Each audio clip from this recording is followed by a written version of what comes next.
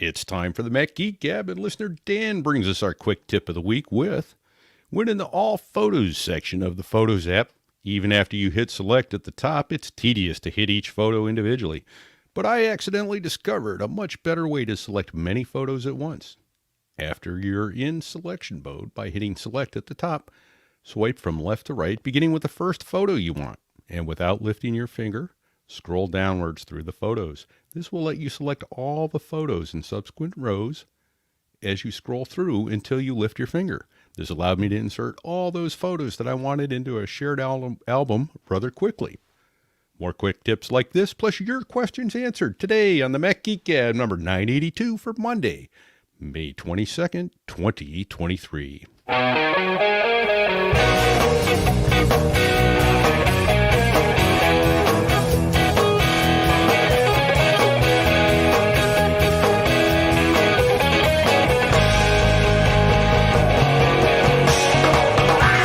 Folks, and welcome to Mac Geek Gab, where you send your quick tips in like that one, your cool stuff found, your questions.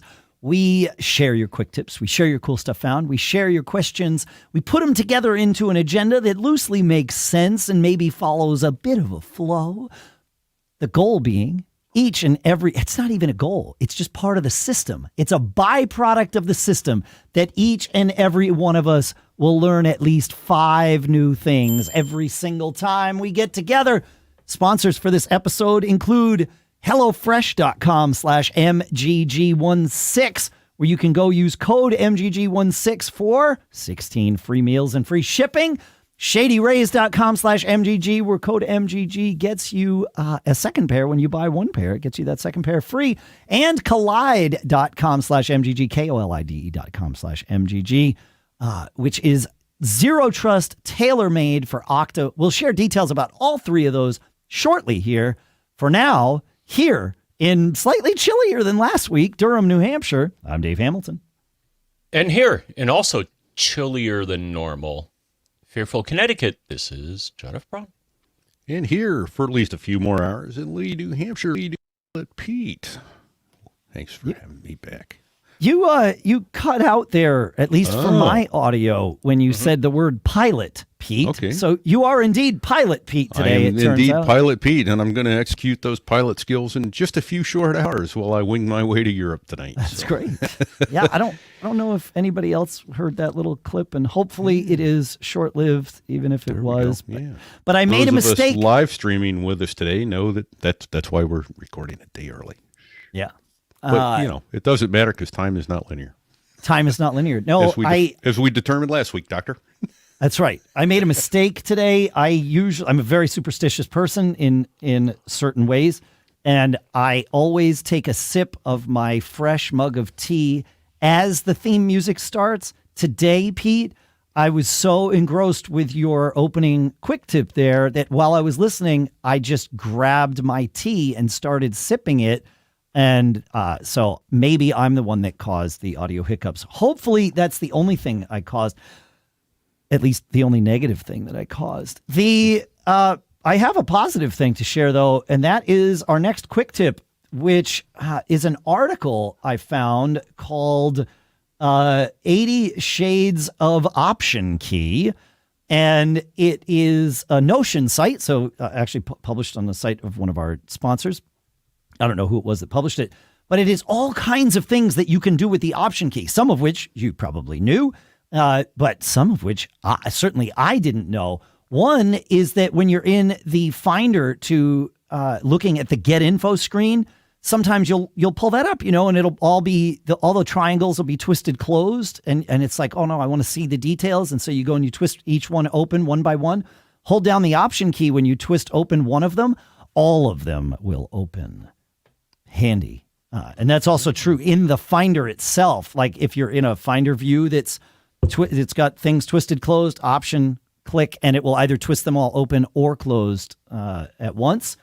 Another thing that if I knew it, I forgot it, holding down the option key and clicking or pressing like the keyboard brightness key on your keyboard will open up the monitor system preference, right? And the same with sound will open up if you option click the volume up or down button on your keyboard. It will open up the sound system preference and those sorts of things. And the one that I have been using all week that I like has blown me away is, when you got a scroll bar on the on the side of the screen, Right. and Good you luck can, hitting it with your mouse. right, but you can grab it and like move it up and down, or you can click in the area between the scroll bar and either the top or the bottom, and it will go one page in either direction, right?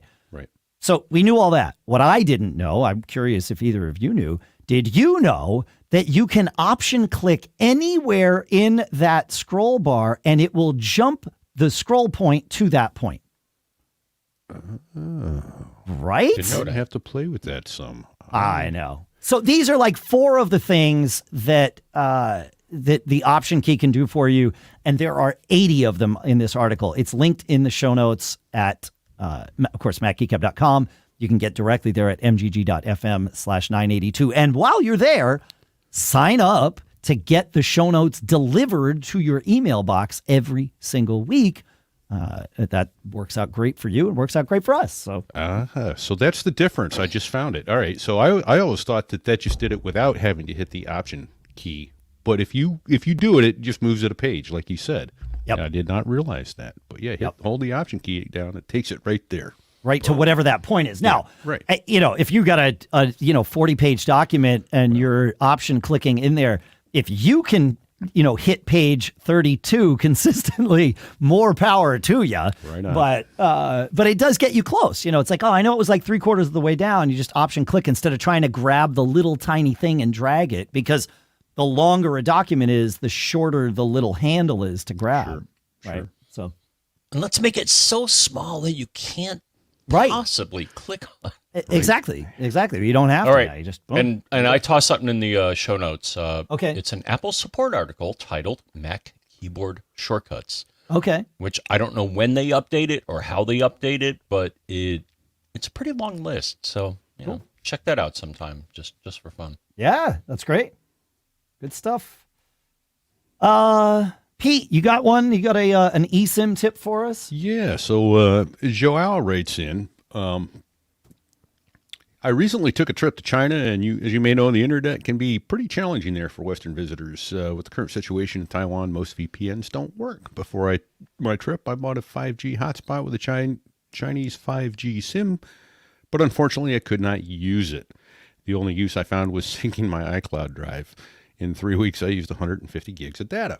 However, I discovered a solution that worked wonders for me for all Gmail, Instagram, and news related. If you use an eSIM purchased in Hong Kong, you can use it in Macau and mainland China. Since the eSIM is from Hong Kong and you're roaming in mainland China, your location is registered as Hong Kong and it will allow you to use the internet without restrictions. Of course, you'll still face Hong Kong's limitations, such as the blocking of TikTok, but overall this approach worked for me, allowed me to work comfortably with a 45 gig plan for only $40.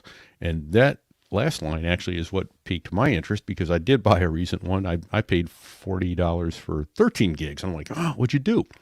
Well, guess what?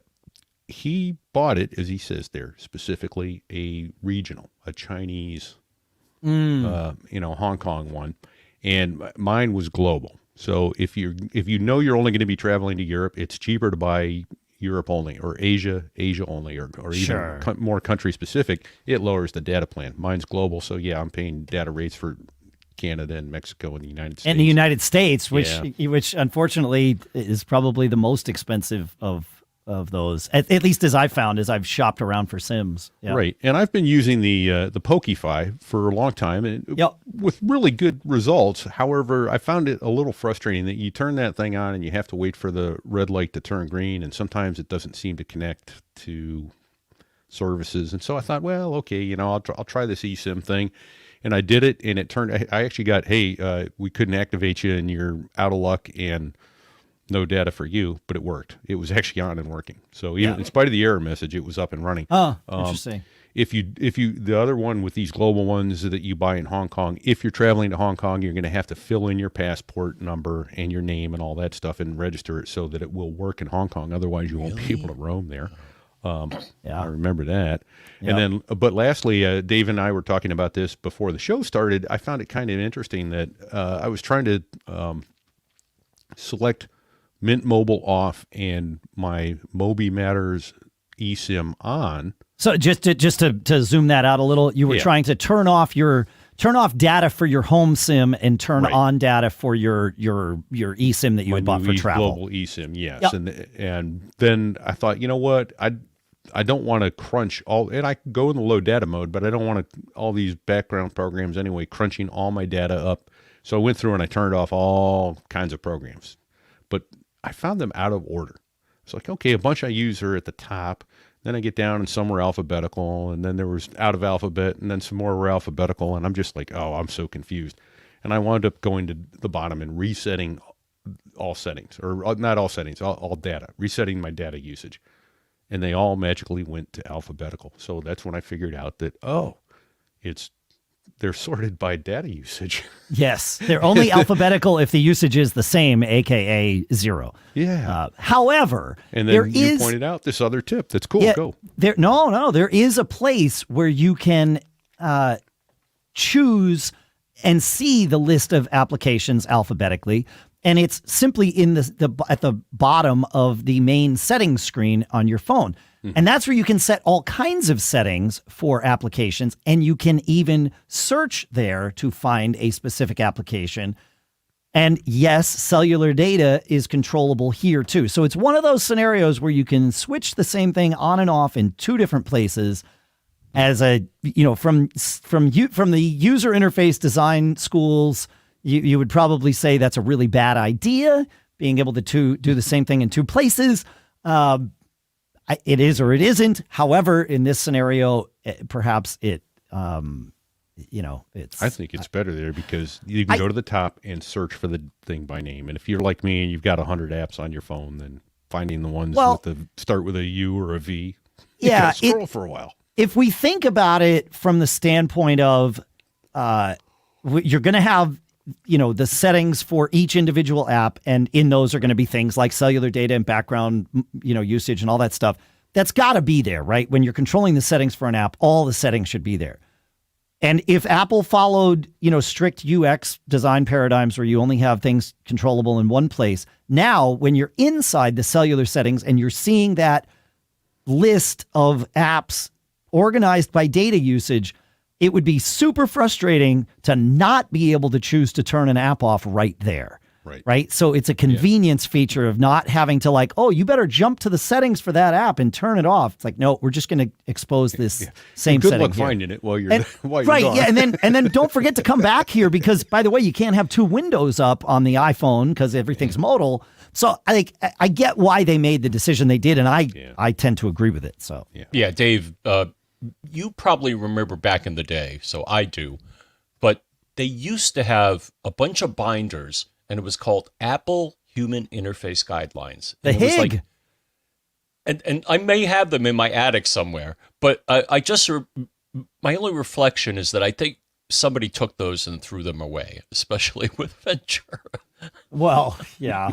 Well, no, they're not thrown away. They are no longer printable. No, they're available on the web at developer.apple.com/design/human-interface-guidelines. Like that's where those exist. No, they still are very alive. Yeah.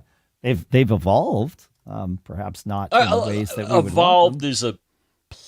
is a polite way of saying it. Well, okay, I agree with you. They've evolved. They've evolved. I'm not saying they've evolved for better or for worse. I'm just saying I'm not quantifying this. I'm simply acknowledging they are different than the binders you had in your attic. So, And if you still have those binders, folks, recycle them. Get rid of them. You don't need them anymore. All right. Though I have a Lisa in my attic that I still want to revive. Well, though it has a bad memory. Oh no! Maybe you'll have some time this summer to do that. I don't know. Yeah, I don't. If I said I kept a Lisa in my attic, there would be people would knock on my door. All right, so we will go from the Managing Cellular Data podcast, which has seemed to be a topic of conversation many weeks in a row, to the ChatGPT podcast, Geek Gab. And John, you've got a quick tip about ChatGPT, don't you? Which everybody's into ChatGPT these days, except me. But anyways, so Sasha says, I was listening to Pete's tip in episode 980, where he said you could ask ChatGPT to summarize changes after it proofreads something. This gave me an idea to try. Being in New Zealand, we use British English spelling, and I was manually changing the spelling from ChatGPT results after pasting into my work. So instead, I tried telling it to proofread something, but added using British English, and it complied, using the spelling of the words I'm more familiar with. I thought this would be a useful tip. And yes, that is awesome that it knows there are different versions of English. Well, and it knows different languages too. I mean, it's not just English that's there. Will it do translations? I haven't tried it. I mean, there are plenty of tools that do that, but yes, I know some. I haven't messed with it, but one of the guys at Backbeat, Jeff, has been using it for some translation stuff too. You know what they say about England and the United States, though. Two countries separated by a common language. That's right. Sorry, Pete. I didn't mean to step on No, you're you. right. I should have gotten out of the way. You do know. I do know. But they might not have. Yeah.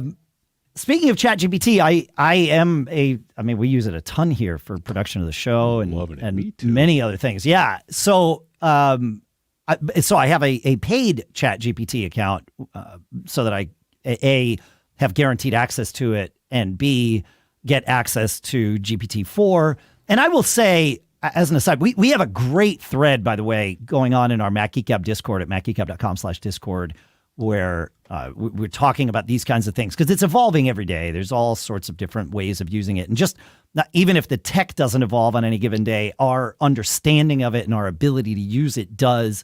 And this is one of those things where learning from one another is hugely valuable. So I'm very thankful to our Mac Geek Gab family here for that.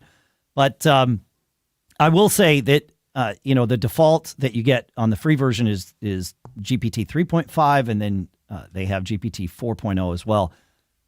I wouldn't say that 4 is always better than 3.5. There are times I often will do queries to both and see which one starts giving me an answer that's either formatted the way I want or simply takes the tone that I want or what have you. But this week, because I have a paid account, I got access to 2 new features.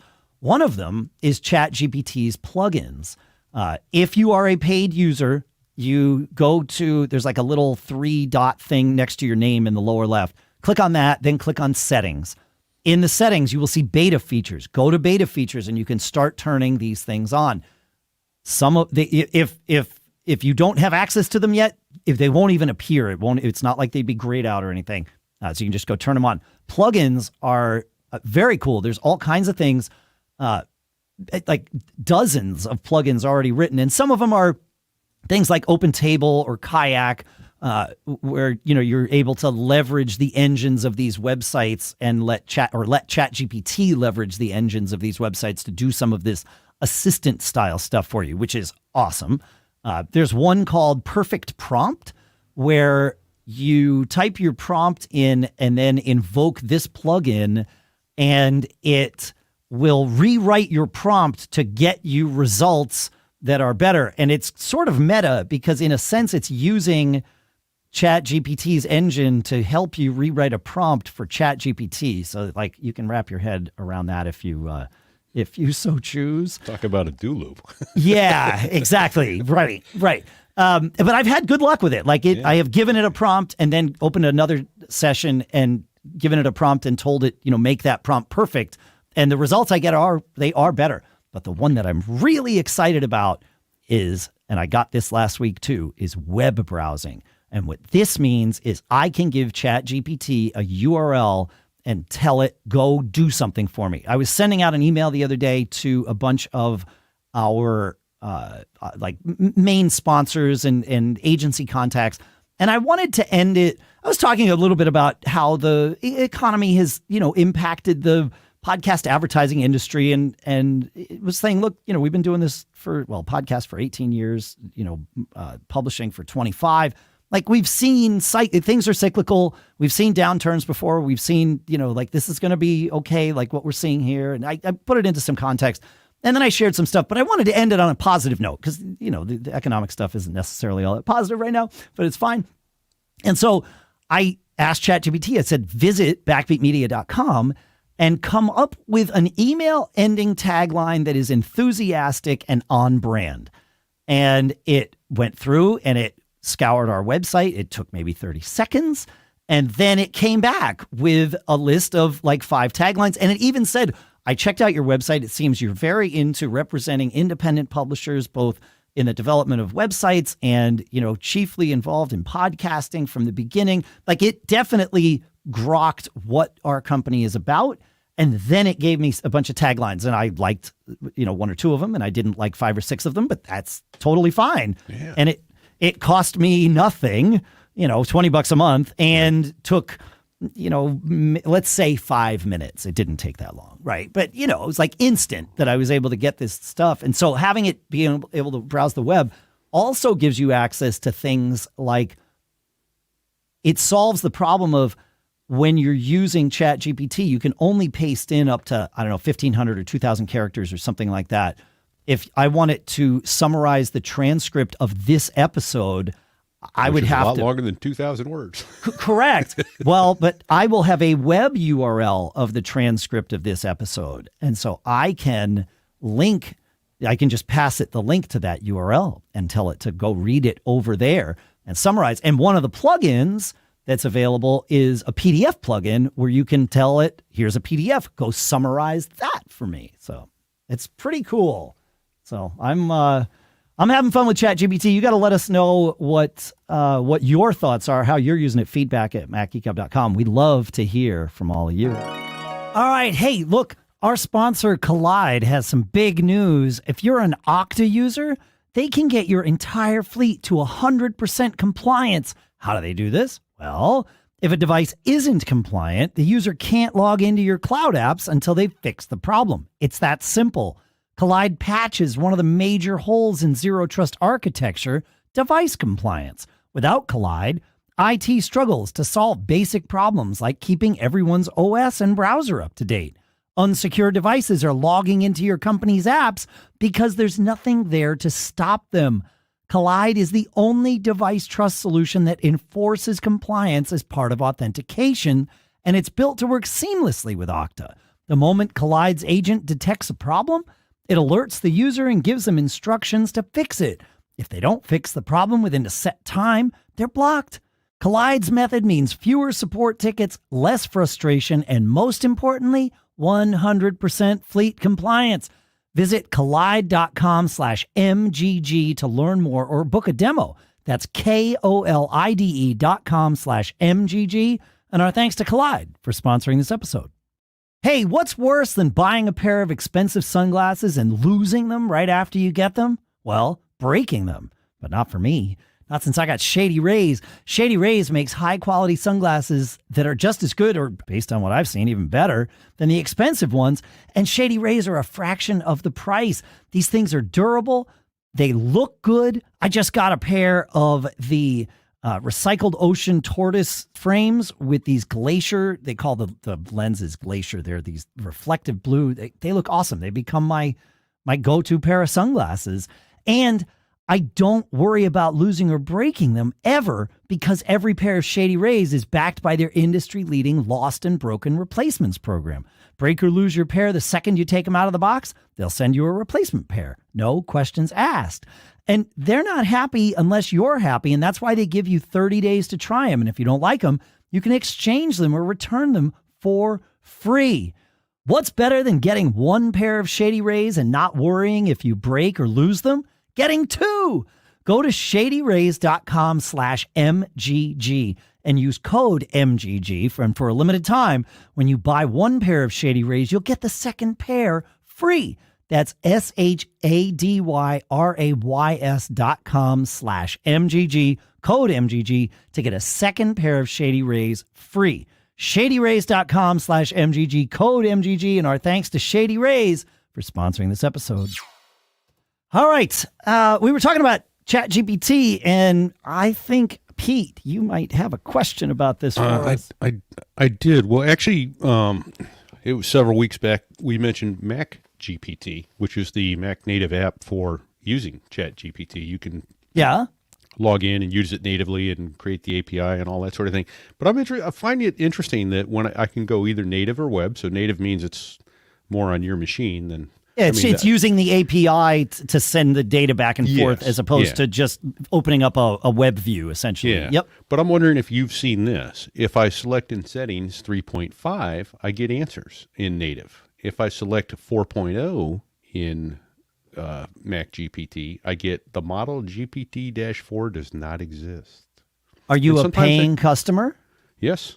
And sometimes that goes away. Oh. And sometimes it doesn't. I have not experienced that. Okay. I don't use Mac GPT as often as I should. I wound up nuking this machine right after we had done that, and I haven't reinstalled it on here. Okay. And so it's just not in my fingers to use it. I do have it installed on one of my other machines, but I need to get into the habit of using Mac GPT. Right. But it might be like if I were so. When questions come into Mac Geek Gab, if we have the answer, we answer, right? Like that's easy. If we don't, generally... We just issued a geek challenge. Well, no, generally the approach is, if I were there, what would I do next? So if that were happening to me, what I would do next is I would go into ChatGPT on the web, into my settings, and generate a new API key. Because maybe your API key, for whatever reason, isn't tied to GPT-4 versus maybe you created it before you bought GPT. I don't know. Remember. Right. That's what I'm saying. That would be the first thing to do is just like, let's try this with a clean slate, or as clean a slate as we can. Yeah, that's Yeah. The other thing I would do is I would test it like on a different machine with a different account, AKA, you're having the problem. Let me test it and see if I'm experiencing the same thing. I'm not going to do that because this question came in real time. Yeah. I'm not going to do that because I don't have Mac GPT on this computer right now. So I don't think. Yeah, no, it doesn't look like it. But the other thing is that I would just mention is it will do a lot of creative stuff for you as well. For instance, it's been a long time since we've done this, but remember the days of haiku. And I had to do a haiku for us. Yes. So which was Mac Geek Gab Trio, Dave, John, and Pete's Insights Flow, Tech Solutions Aglow. I love it. I love it. You know what else is aglow, Pete? Cool stuff found. John, what's our first cool stuff found for today? Let's do it. So we got a cool stuff found here from Greg, and it was titled DOS-CSF, and I'm like, what does that mean? What does this have to do with DOS? And then I realized that's Spanish for two. So we have two things here that he sent in to us, and this is great stuff. Number one, I was looking for an app that would give me options when I tap on a map link in Safari so I can choose which GPS app I want to use. This one is great. See recording below, which you can't see because it's... anyways, it's called Map Redirect for map links. It pretty much speaks for itself. And I checked it out, and it has limited options, but if you only have humble needs, then it may do it for you. And then the second one, Opener. This is one I've been using for years to use, and I use it very frequently. You can use it on the phone, the iPad, and on the Mac. I couldn't find the Mac version, but we are linking to the iOS or iPhone and iPad version. So if you tap and hold on a link in Safari or tap the share button, you can force it to open in the app instead.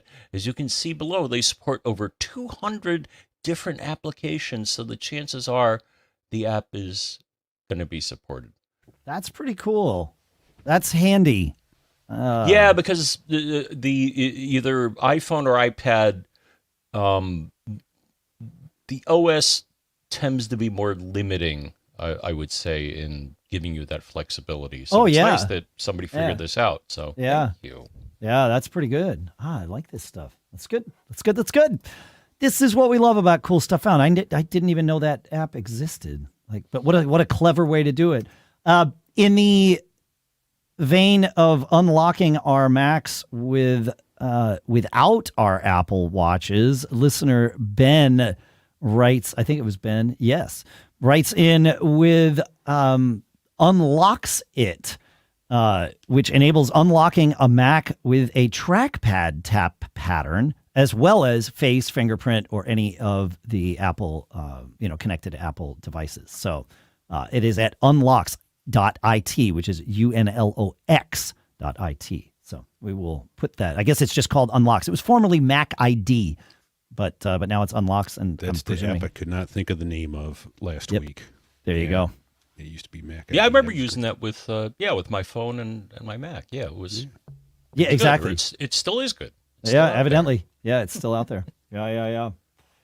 All right, we were talking about ways of exporting from Apple Notes last week because Apple Notes has only limited export options and not so great if you want to move to a different Notes app. And listener Tom has an answer for us, huh, John? Yeah, good stuff. So Tom says, I was listening to episode 981 and Dave's comment about needing a way to export notes from the Apple Notes app on the Mac. I was wondering if this app might do the trick. And there's an app out there, believe it or not, called Exporter.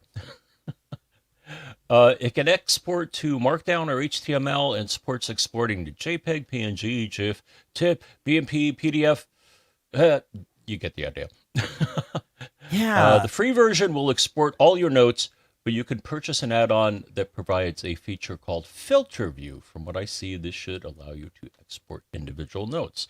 So, thank you for that tip. Yeah, I'm wondering, like, looking at this exporter app, as you mentioned, it exports to Markdown or HTML, and it lists a bunch of apps that essentially let you take your notes in Apple Notes and move them to other apps.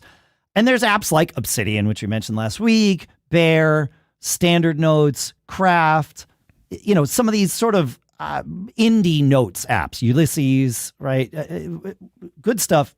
But there's no Evernote or OneNote listed on this page. So as we're going through this, I started thinking, okay, well, how can we import into Evernote? And can we take HTML and import that in? And it seems like maybe. So it would be great if we could export from Apple Notes to Evernote's.enex file, which I will point out, Apple Notes will import from Evernote's enex format. It just does not export to it. So there's got to be a way. I don't like being trapped. I don't like my data being trapped. I also don't like being trapped. It's almost like an Eagles song. You can check in anytime you like, but you can never leave. No, that's not quite the words, but that's Apple Notes. Yes. Hotel Notes-ifornia. You can check in anytime you like, but you can never leave. That's right. Yeah. So anyway, that's I know there's got to be a way, right? Like there's definitely a path here. So. All right. In the cool stuff found realm, listener and Discord user Rawl605 shares an Anchor charging station. And this one, listen, we were having this conversation in pre-show, which you can always join. If you sign up to macgeekgab.com/calendar, it'll tell you when we're recording and you can come hang out with us pre and post show. But this one is, so it's like there's lots of chargers. You got to find some differentiator about it. And this Anchor 525 I find it interesting because it's got on one side 2 USB-A with Power IQ and 2 USB-C with power delivery.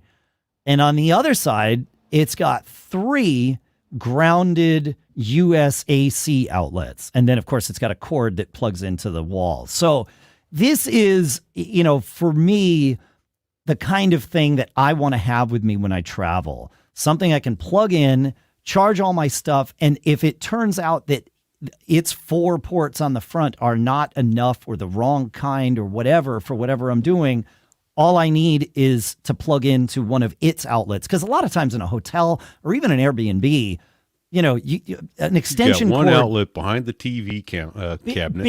Bingo. Yeah. It weighs 600 pounds. I was just going to say, I think I know why I need to visit a chiropractor regularly. And it's because I've had to move TV cabinets in hotels. Right. right? So Now, yeah. the only thing that needs is a universal European Chinese Yes, adapter well, on that end. which you But- could put on the other end of it. Yeah, we gave one in last week's show notes. There's an Exactly. adapter for for a few bucks. Yep. Yeah, I like it. Yeah.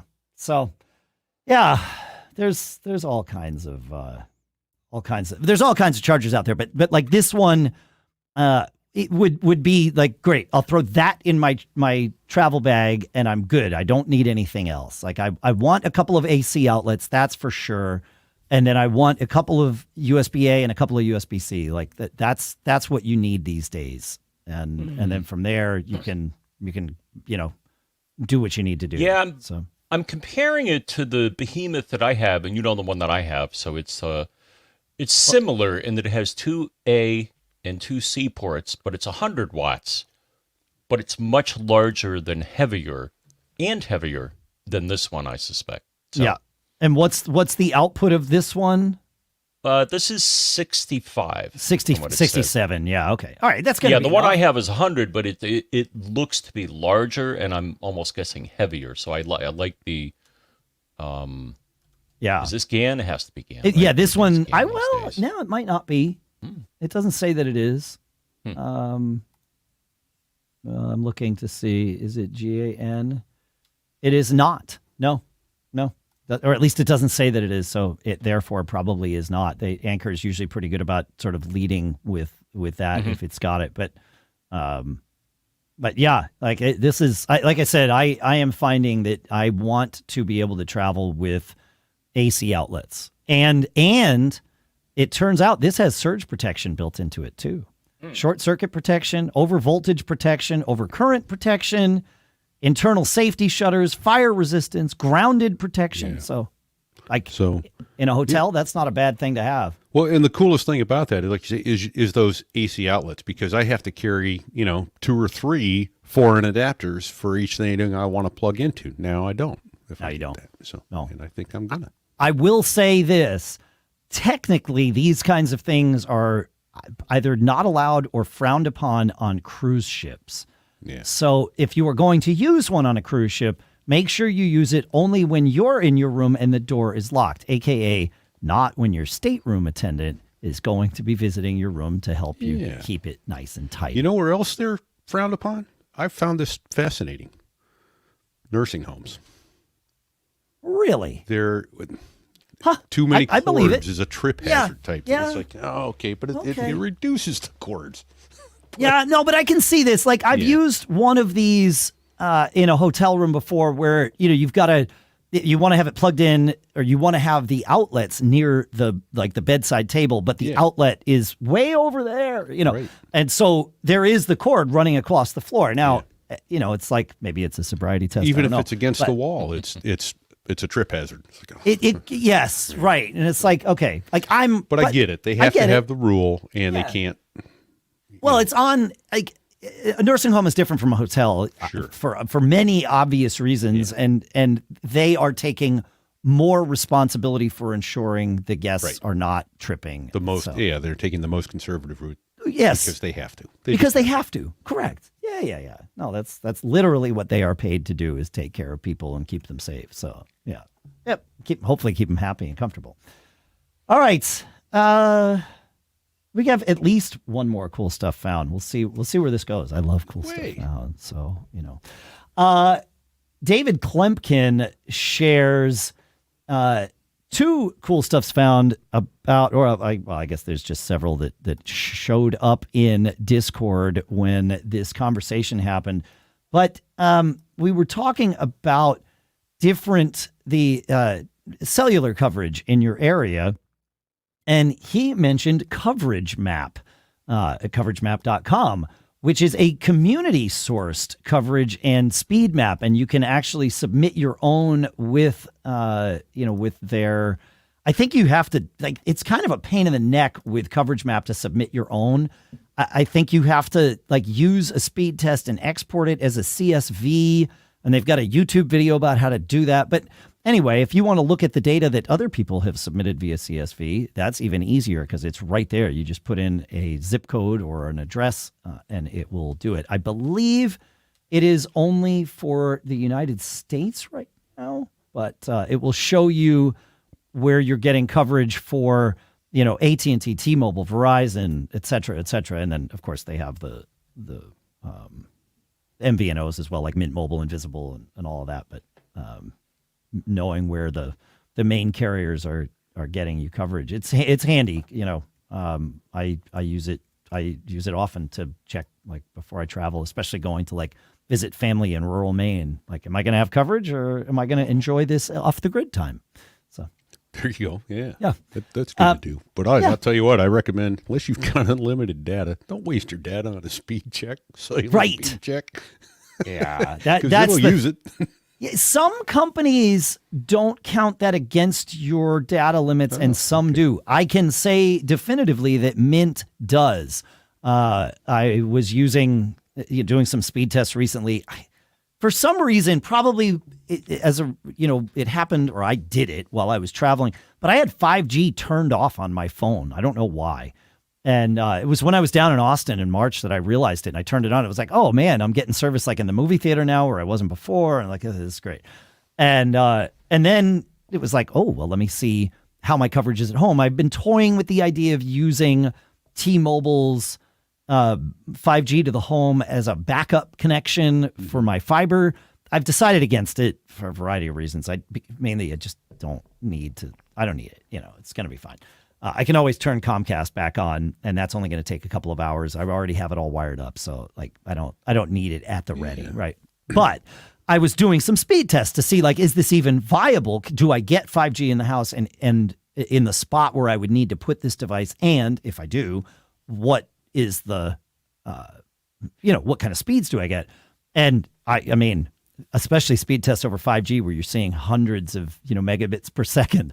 They burn up data really fast. So I watched it burn 200-300 megabytes very, very quickly on Mint. But yeah, if you want to use that, there is in the conversation an app called OpenSignal came out, and it came up. It's been out for a while. OpenSignal also does tests of your connection, and they have an app, and it's community sourced and all of that stuff. But they have an app, and they will do the test and log it, so a little bit easier to get lots of data in there. So yeah, there's another one. I could turn my camera off and start thumbing through my phone, but there's another one. It's like an antenna finder or tower. Yeah, I'll have to look for it and get it back to you. But yeah. That's but fine. I did that when I was trying to determine whether I could put say the words. T-Mobile. Use your words, Pete. New lips. Sorry, new lips. Whether I could use T-Mobile here in the house, which is i.e. Mint Mobile. It's their towers. It's like, is it going to be close enough? And I was thinking I was going to have to boost and put the antenna on the house, and which direction did I want to point the antenna? There you go. But then it turned out that T-Mobile is much better coverage here than the guys that start with an A. Oh, yeah. T-Mobile generally, it depends on the but in general, T-Mobile seems to have the best coverage out there. Like there are those areas of like rural Maine where Verizon might still have the edge. They certainly did for a while. They've not been expanding their network like T-Mobile has. But here's a question that you may or may not know the answer to, though. Because you were talking about thinking of using the T-Mobile 5G as a backup connection. Yeah. Is that thing portable? Can you put that in your RV? Can you take it kind of anywhere, or is it geolocated? I don't know. I know that the Starlink does have a Starlink for RVs. Okay.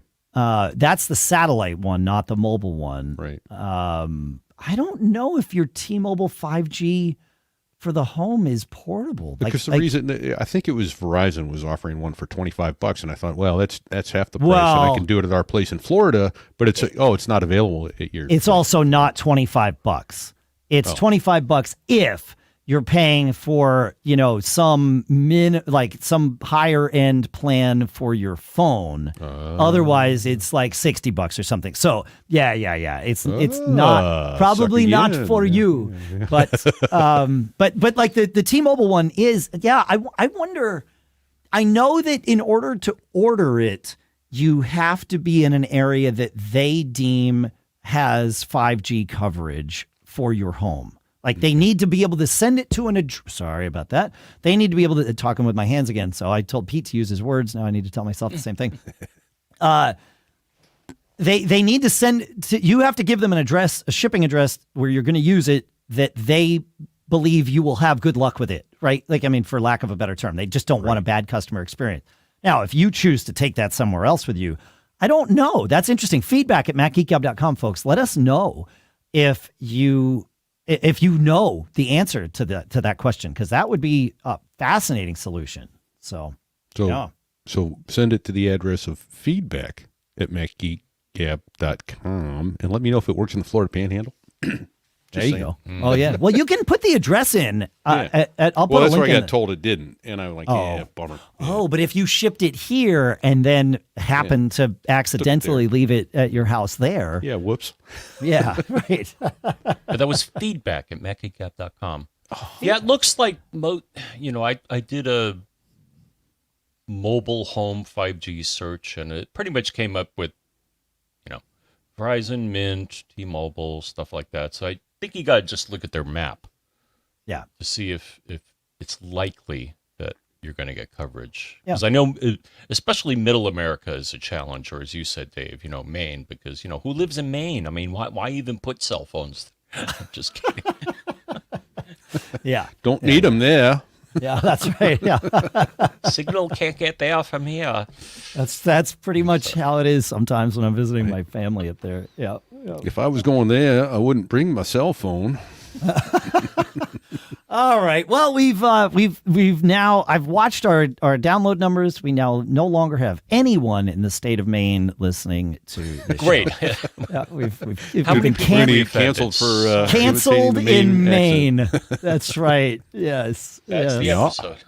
That's the episode. Yeah, canceled in Maine. Well, it's either that or it's a hotel Notes-ifornia. We shall see. I did find. Do you guys have any other cool stuff found to add before we move on here? I have one that I figured I'd share. So it's from our friend Howard Oakley. I saw there are two apps that he makes. One is called Viable, and the other is called Livable. Liviable? Do I have it? Live viable. Yeah. Yeah. And these will let you create and run macOS virtual machines on Apple Silicon Macs. That's what Viable does. And Liviable lets you create and run Linux VMs on Apple Silicon Macs, which is pretty darn cool, if you ask me. So I've put a link in there for those. Isn't the Mac already running Mac OS? Yeah, but if you want to virtualize an environment so that you can do a test of things or what have you. Without corrupting your entire computer. Yes, exactly. Right. Yeah. Or you want to know, like, does this problem happen in, a clean setup? That's not a bad way to test it. So yeah, Viable and Liviable or Liviable. I'm not sure what, but from our friend Howard Oakley. All right, that sound means I get to tell you about HelloFresh, where you get farm fresh, pre-portioned ingredients and seasonal recipes delivered right to your doorstep. You get to skip those trips to the grocery store and count on HelloFresh to make home cooking easy, fun, and affordable. That's why it's America's #1 meal kit. It's fantastic. There's no more scouring the grocery store for that one ingredient to complete your recipe. HelloFresh takes away all the hassle by delivering fresh, pre-portioned ingredients so you have exactly what you need, and it helps you cut down on food waste. It also makes it fun because they send you these instructions, the recipes, with your meal kit, meaning you get all the food that you need plus the instructions. And what we find at home is if one person's making dinner, even if everybody's in the kitchen, that's what it is. It's everybody's in the kitchen while one person's making dinner. With HelloFresh, because you get those instructions, makes it really easy for everybody to be fully involved because there's no delegating that needs to happen. It's just right there. You say, oh, you got step number 1? Great. I'll take step number 2, and on you go. HelloFresh makes dinner time a snap with all these deliciously easy options that'll please everybody. They've got fit and wholesome to pescatarian to veggie. There's meal plans that suits everyone's lifestyle. Plus, you can swap out proteins and sides to your liking. Go to HelloFresh.com/MGG16 and use code MGG16 for 16 free meals plus free shipping. Again, that's HelloFresh.com/MGG16 for 16. And then you use code MGG16 for those 16 free meals plus the free shipping. Our thanks to HelloFresh, America's #1 meal kit, for sponsoring this episode. And hey, while I have you here, I got a show for you. Wouldn't you love to bounce out of bed feeling fantastic even on a Monday morning? Well, you can if you listen to the 5 a.m. Miracle podcast hosted by productivity junkie, trail marathoner, and banana enthusiast Jeff Sanders. The 5 a.m. Miracle is here to help you dominate your day before breakfast. You can create powerful lifelong habits and tackle your grandest goals with extraordinary energy.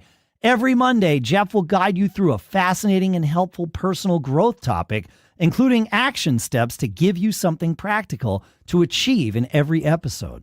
So these are out at every Monday morning. They come out, I think, about 15 minutes before Mac Geek Gab comes out on Monday. So you do this first, then you do Mac Geek Gab, you're good to go. He's got 500 plus episodes and 12 million downloads over the last 10 years with focuses on productivity, healthy habits, and personal development. Go to 5ammiracle.com or subscribe to the 5 a.m. Miracle on Apple Podcasts, Spotify, or your favorite podcast app.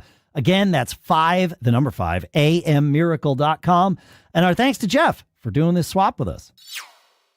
Hey, John, we were talking about passkeys recently when Google added them, when Google announced the passkey login, and we started getting some feedback about that and some other things. So I figured maybe we should talk a little about passkeys here. You want to take us to Allison sharing some stuff about that? Yeah, I got mixed feelings, but Okay. it sounds like Allison does too. So Allison points out, as soon as Google announced passkey login, I enabled it using my Mac. Now when I try to log into Google, it presents me with a QR code, as Pete described. When I scan it with my iPhone, it says there are no matching passkeys in iCloud Keychain. Okay. This makes perfect sense because I don't use iCloud Keychain. I prefer to have all of my info in one place, and that one place is 1Password. I know 1Password plans on implementing passkeys. They do have it for creating new accounts now. But until then, it appears I can't use passkeys at all unless I turn on iCloud Keychain. If I'm missing something, let me know, but I thought it was interesting. The only thing that popped into my head with this, Dave, is in order to use things like HomeKit, I thought you had to enable iCloud Keychain. I don't think so. Okay, maybe not anymore, but I recall at some point when I was using it, it's like, hey, you got to turn this on. But anyways, other than that, yeah, I mean, all the documentation that I found for these says, yeah, oh, by the way, you got to enable iCloud Keychain. So I think she's...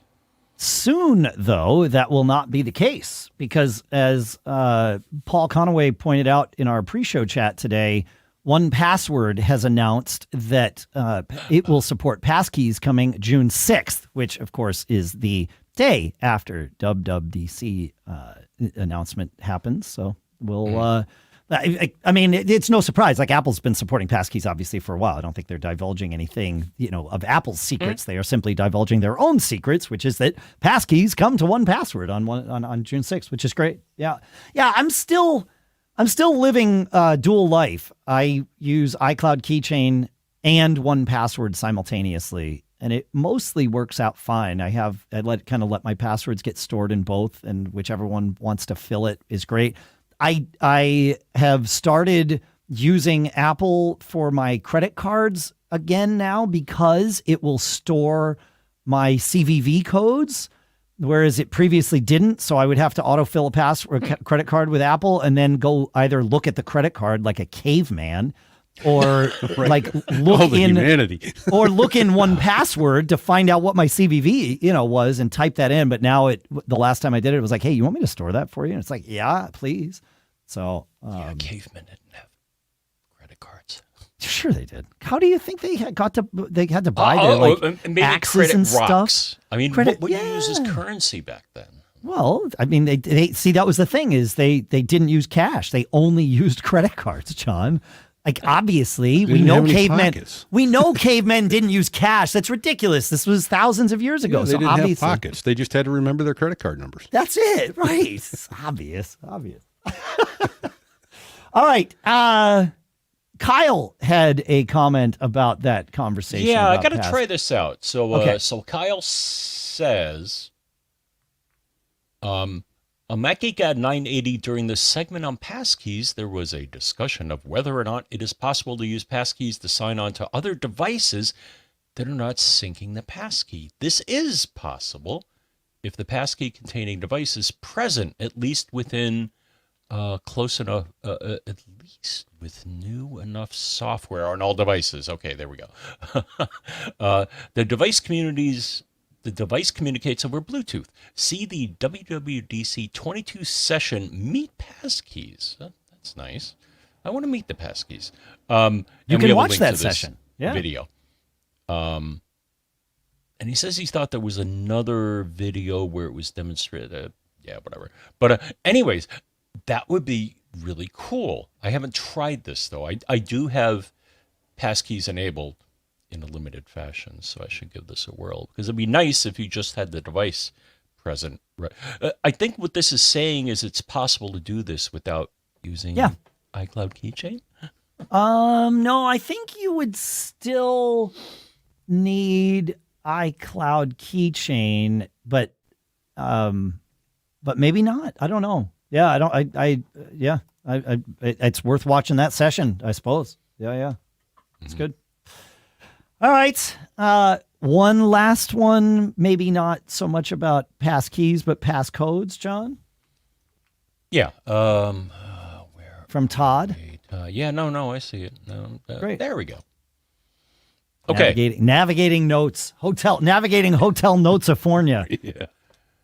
Yep. All right. As mentioned in Geek Gab 980, the Apple Password Manager is getting more and more capable.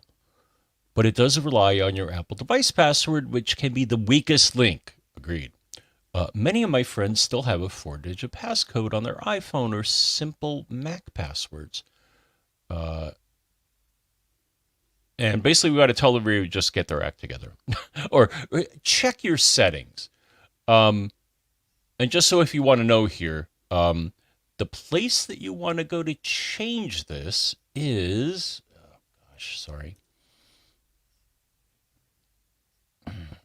settings. All right. Yeah, I've got it listed in the show notes. No, I got it. it. Yeah, no, it's in the. No, I'm just settings, fiddling here with the new Face setup. ID Right, and passcode. Settings, Face ID or Touch ID for older products, and passcode. Change passcode, and then there's going to be a thing that says passcode options, and at the very least, and I haven't done this, so. I still use a 4-digit one. I'm sorry. Don't steal my phone. But yeah, there you can then select to do, a multi-digit one, a multi-character one. There are all sorts of wonderful options there, and they should choose any one except 4-digit. Again, don't do as I say, do as I, or don't do as I do as I say. So if we were to send ChatGPT the URL Mac Geek Gab and have it go through every episode we've ever recorded, is it possible that ChatGPT could find you uttering your 4-digit passcode on the show? That's a rhetorical question. You don't need to answer it, but I'm just saying, I recommend using a not 4-digit password. I recommend using a password where the phone doesn't tell the person entering the password how many digits it is. Because that way they don't know. You could be using a 4-digit passcode. You could be using a 7-digit. You could be using a 5. Who knows, right? And it's if you choose to use a 4-digit passcode in that scenario, it's still the same number of things to type in, but there's not 4 bubbles for a hacker to know they need to fill out. So Right. Yeah. Good point. And I believe the option's still available to have it wipe your phone after 10 wrong guesses, which is not a bad thing. If you've got a backup, your phone backs up pretty regularly, and you had to recover it, you could do so. We talk on the show all the time about how there's that continuum between convenience and security. Right. And I definitely choose, security more often than I choose convenience. Reverse that. Here in security. Hotel Notes-ifornia, I choose convenience, not security, because I want to get out. You're right.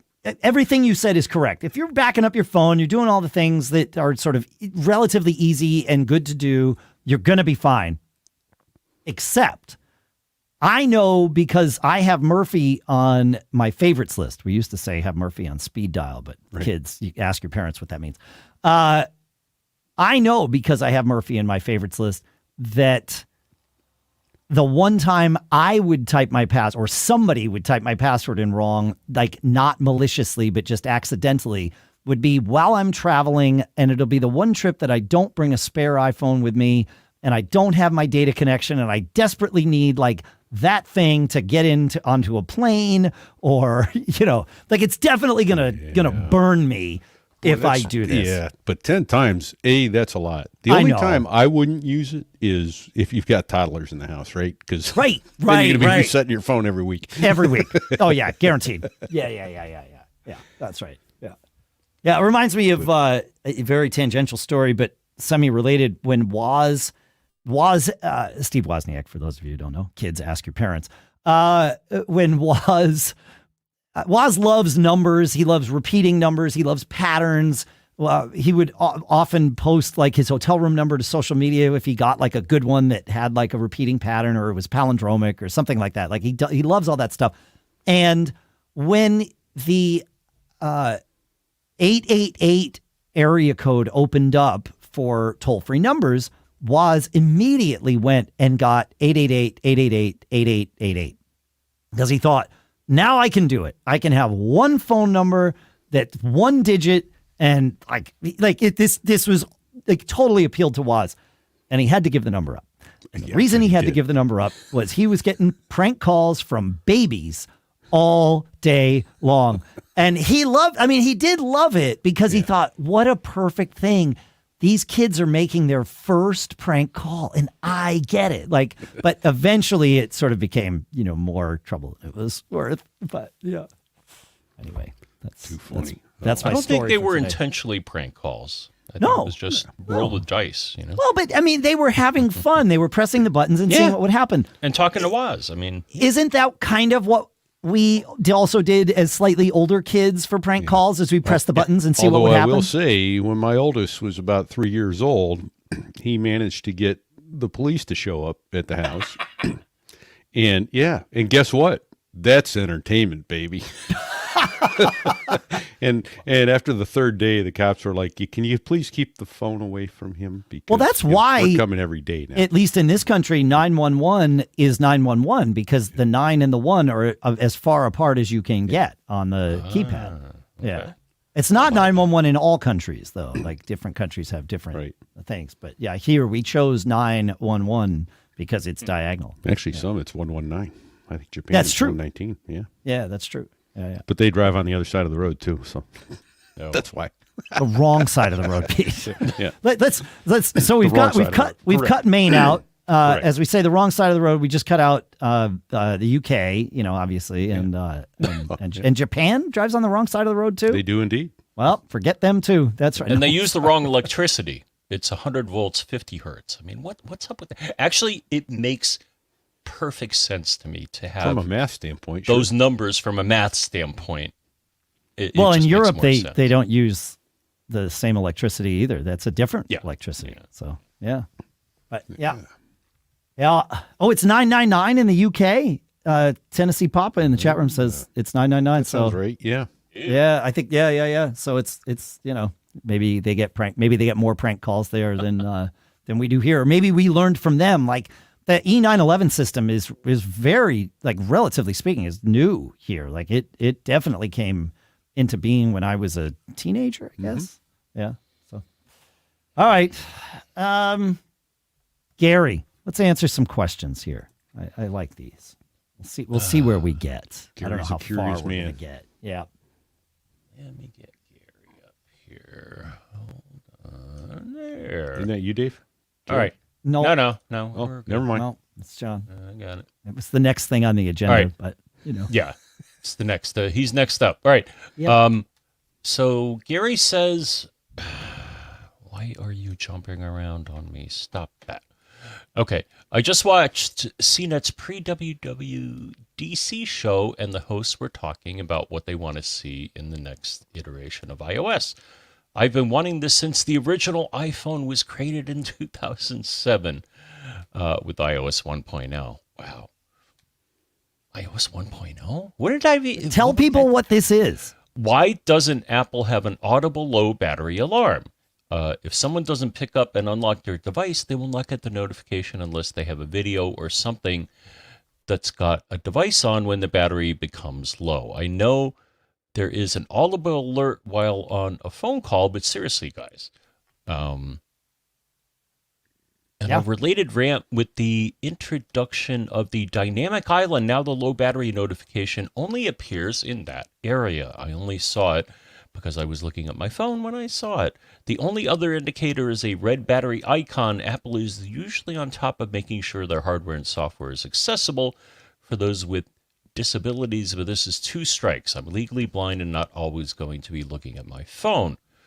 As the horse on Ren and Stimpy stated, no, sir, I don't like it. Yay, Ren and Stimpy. Yeah, but you found him an answer, John. Yeah, believe it or not, I poked around, and apparently someone else has had this problem as well. And it's a little group of automation steps you can take here to create a shortcut. And it's titled to How to Get Siri to Alert You When Your iPhone Battery is Low. So check that article out, and it'll teach you how to create a shortcut to. It's pretty straightforward. You just create an automation in shortcuts. Automations being the things that trigger by not you, right? Like how to trigger a shortcut that's not you. And one of the triggers that you can select is you create a personal automation is battery level. Yeah, and so you can choose it when the battery, and I think you can even set it as to where it is. 50 or something like that. There's a My slider. only finger wag is it's not visible until you scroll on that selection screen. What are you talking about? What I'm talking about is when you go to the criteria used for setting the shortcut, battery level does not appear on it. You have to scroll up. Oh, yeah. Was I yeah, clear? yeah. Okay. Yes. That's the only thing I said because, I looked at it and it's like, where is it? Oh, yeah, scroll up. So Yep. if your screen isn't big enough, then Yeah. But you find it, and then you can set the level, and you can actually get you can have it trigger a shortcut depending on whether the battery is above, below, or equal to that battery level. So that's pretty good. I like that. That's smart. Yeah, and then obviously you can have it say something or send you an alert or speak text or whatever you want. So I like it. Yeah. It's so good. With a 2-year-old so it'd be phone, nice if they tossed it into accessibility, but this will do it. Yeah. And my phone's 2+ years old, so I'd use one of the shortcuts. I have mine go into low power mode once I go below 65%, just to slow down the discharge rate for the rest of the day. Oh, Pete. Yeah. Oh, I'm going to do that for like 40%. But yes, because it only asks you when you hit 20, and that might be low power. Yeah. Do you want to go to low power? Yeah. Yeah. Instead, when it automatically goes there when I hit 64%. I set when it goes below 65. So thusly 64 comes up. Yeah. Goes up. I'm in low power mode now. Thank you. Right. But it doesn't keep doing it. Like if you turn low power mode off, let's say, and you're at 60%, it's not going to keep turning it on because you have your automation set to equals 64%, not is below 65%. Oh, interesting. Actually, I have below 65, but I need to change it to equals. You're right. I don't know. Then I can turn it back. Yeah. Then you can turn it back on and not have it fight you all day long. Yeah. Yeah. Yeah. Because with my solution to that before was just turn that automation off. Yeah, I know what I want, and go in and turn the automation off. I like that solution much better. Equals. Yeah, we're gonna have to mess. See, I love that. This is what I love about this show. Yeah. I get to learn things while we're teaching. Yeah. Maybe we can learn something, Pete. You want to summarize and briefly share your geek challenge here? I will, yeah. So user Jeff wrote in and said, I use my Apple Mail for all my mailing, or I use Apple Mail for all my mailing needs on Mac and iOS. I find it frustrating I can't have the same email signature on my iOS devices that I do on my Macs. I use a photo banner, i.e. a JPEG image, per my signature, but it doesn't seem to work on iOS. I can copy and paste the signature into my iPhone, which happily shows in the signature section, but when composing an email, it places a box and a question mark in it.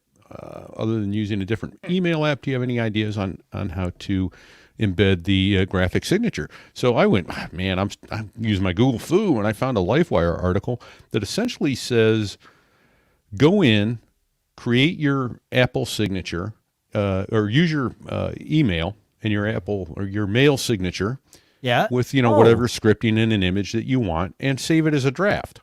Then go into your phone, open that draft, and copy your signature. Select it all and copy it. Then put it go into the signature section of your iOS mail, and paste it in there. And then you have to shake your phone to undo to get it to look like what it looked like before it went in. I don't know why it doesn't paste right, but you shake your phone and go undo, and it goes back to what it should look like, and then you save it. And that all seemed like it was great, and it was going to work just fine. Except then when I went to compose an email, instead of, the scripting of my name came out right, and the thank you or comma, whatever. But the PNG file that I was using just came up with the file name.png. And you're like, ugh. So it remains a geek challenge. Is there a way other than creating a hyperlink to an image you've stored online to make your little graphic go with your signature in iOS? I can't find it. Sorry, Jeff. Thought I had it. Thought LifeWire had it. Not so much. Huh. That's just dumb, because I've seen your signature for our site, and you have, a graphic in there. Yeah. It should sync to the signature on your iPhone, but so it's just being dumb about graphics, which is disappointing. You would think. Yeah. And I know this is because I'm by every day becoming even more and more of an old man, but I really have always disliked graphics and email signatures. And the reason is people generally don't spend the time to size the graphics correctly. Right. Yeah. And so they will just put like some Mondo image in their email, and then in their email program, just say, okay, display it at a smaller size, but they're still sending along this Mondo image, which, I mean, fine. Like, we all have lots of bandwidth now. It's not a big deal. But when I go to reply, if I wind up replying in plain text mode, now their image is this huge Mondo thing. And it's like, oh, that's cool. That's great. Let me fix this for you, while I'm busy replying.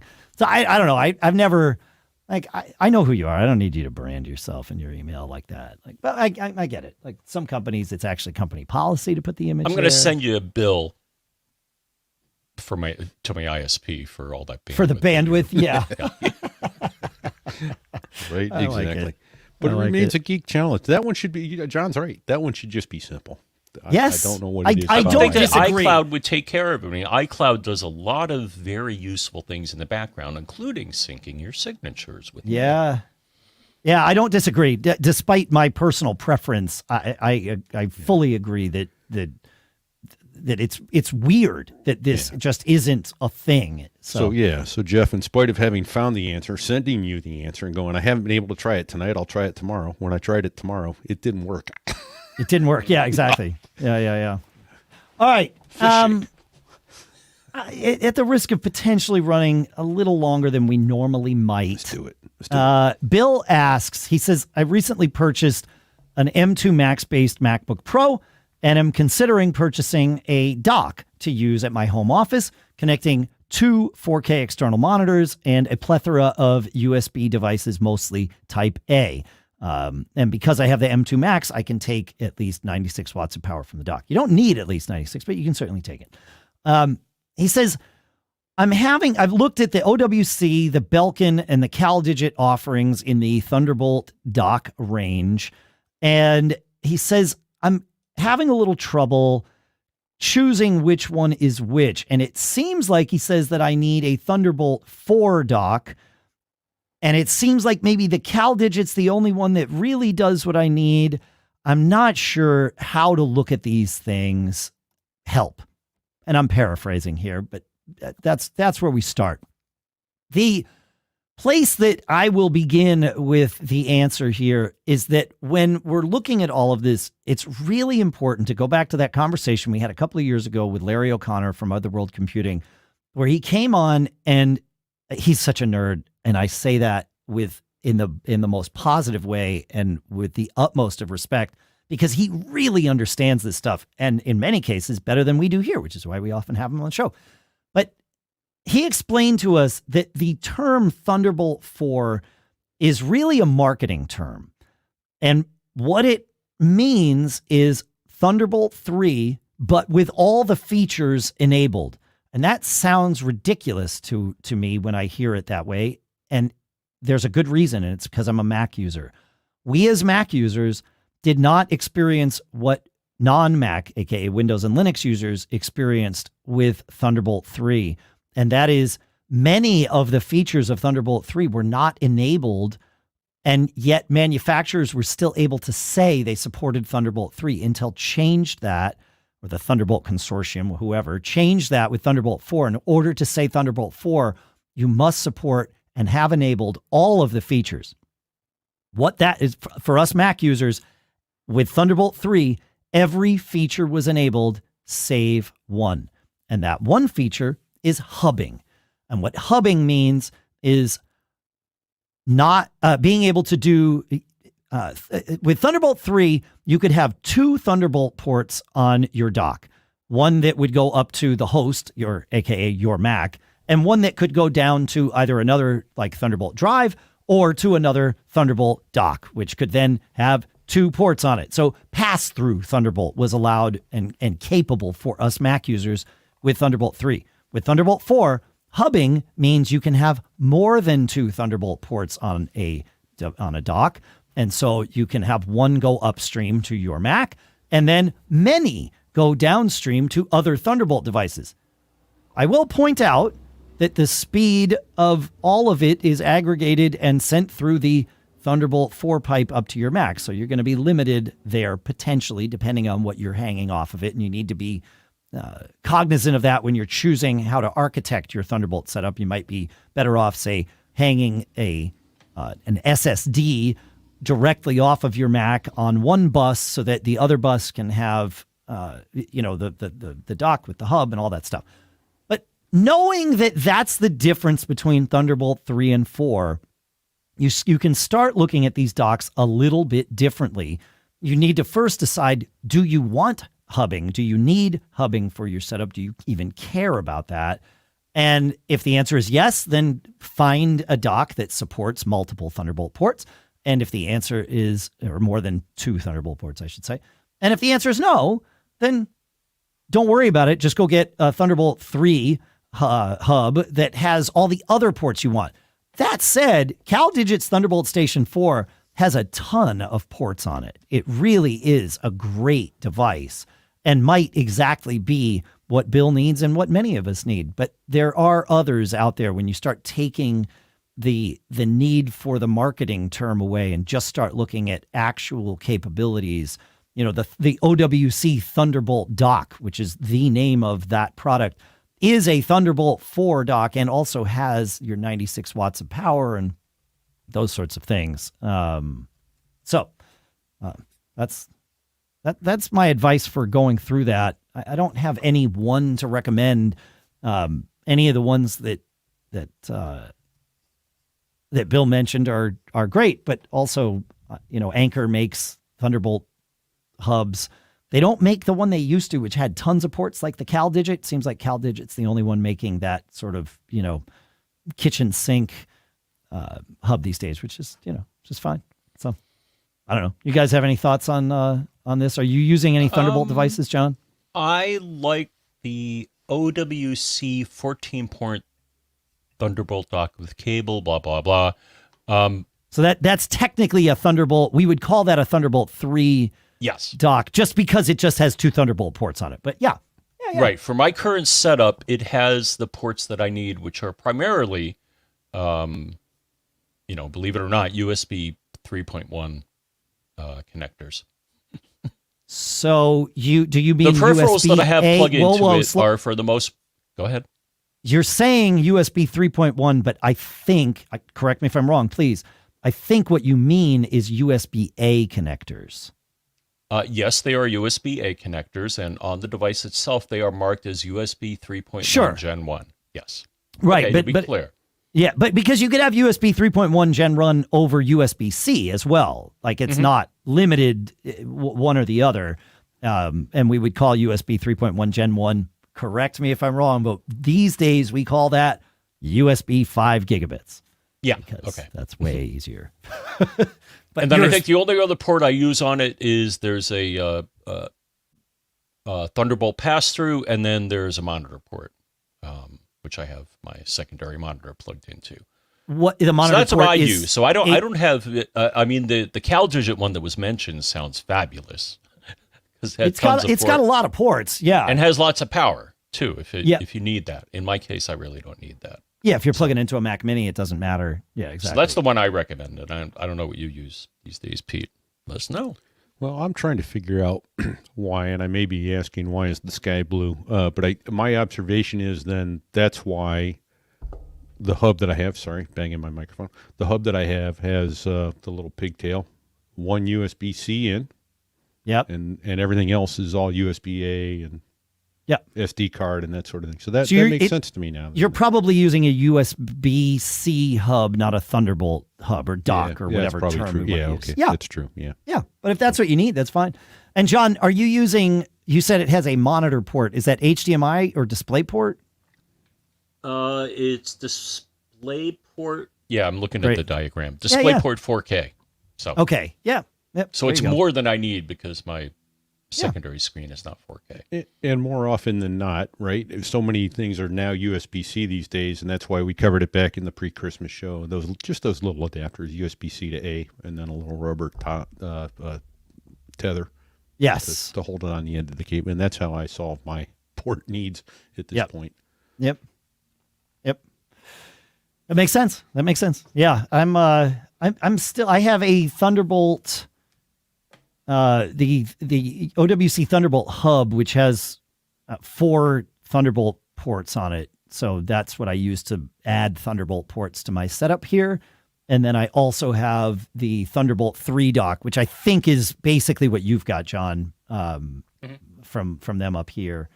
Downstairs, I have the old CalDigit Thunderbolt 3 dock so that I can keep testing all those things. And I actually have the Anchor one that's kind of a clone of the CalDigit Thunderbolt 3 dock as well. So, but yeah, these days that it would be the OWC Thunderbolt hub or the CalDigit Thunderbolt Station 4 would be the OWC Thunderbolt dock would be what I would recommend for folks, or the CalDigit one. But they're both going to give you some extra ports, and that's extra Thunderbolt ports, meaning, and then also some USB-A ports and that sort of thing. So yeah, there's lots of good options there, because the OWC Thunderbolt dock has 4 Thunderbolt ports, 4 USB-A ports. 3 of them are 10 gigabits. 1 is USB 2. So for your keyboard or mouse or whatever, and it's got GIG and SD card and that sort of thing. But if you could use the Thunderbolt 4 ports for connecting your displays if you want, or you can, or then if you don't want, you could get like the CalDigit dock or something different to support your displays if you want that HDMI or DisplayPort port. So. And all those extra pieces of gear, since I'm pretty much a single computer user instead of an iMac at home and a laptop and that, I'm just going to get the 16-inch MacBook Pro with all the daggum ports on the side I already need. There you go. Well, there's that 15-inch Air coming, Pete. So there you go. Maybe. Put some ports in it. I'm still with you, Pete, man. I hated that the battery life on the Intels were so bad, but I just really liked having a 16-inch screen, especially when I was, doing work. I wandered in an Apple store last week in Cambridge, England, and they had the Air and the Pro sitting next to each other. The Pro is 30% heavier or so, 25% heavier. Yeah. But man, they're nice machines. Yep. But Did you try typing on the keyboard? I didn't. No. Those keyboards are all great now. Well, no, but no. What I'm saying, maybe this is not the case in the UK, but it is certainly the case in Paris. Because I went into a Apple franchise, and I tried typing on the keyboard, and everything was coming out as gibberish. So either I was having a stroke or something, or I look at the keyboard and I'm like, "What? What you guys? Why did you do this?" There's a different keyboard layout. In many countries have different keyboard layouts. I mean, obviously Asian countries because they have so many characters. But it was just like, oh, that's why what I'm typing is not what I'm seeing. You have to type in French, John, then it would just be perfectly fine. There you go. Just think in French and type in French, you'll be fine. You were typing English and the keyboard was translating it to French. That's what was happening. It's just because you don't speak here French. It is. You didn't know. AZERTY is their layout, not QWERTY. Yeah. And there's other differences. Yeah. Thanks for hanging out with us, folks. Thanks to CacheFly for providing all the bandwidth to get the show from us to you. Make sure to check out our other shows. Pete's So There I Was, my Business Brain, and my Geek Gab show. And thanks for hanging out. Make sure to check out MacGeekGab.com/merch. We've got all kinds of fun stuff. Check out our sponsors, as we mentioned in the show, Kolide, KOLIDE.com/MGG. HelloFresh.com/MGG16.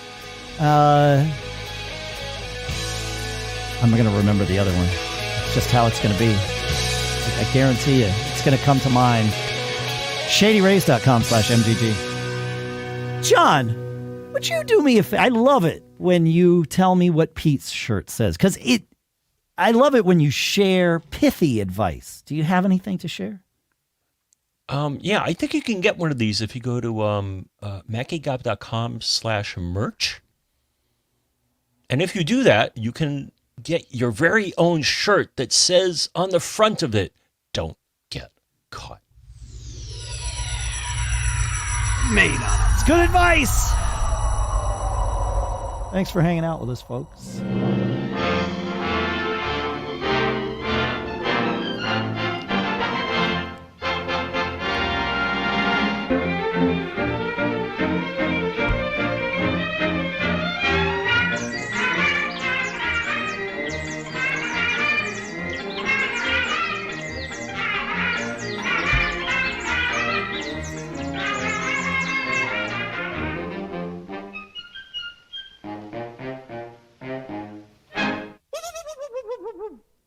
Later.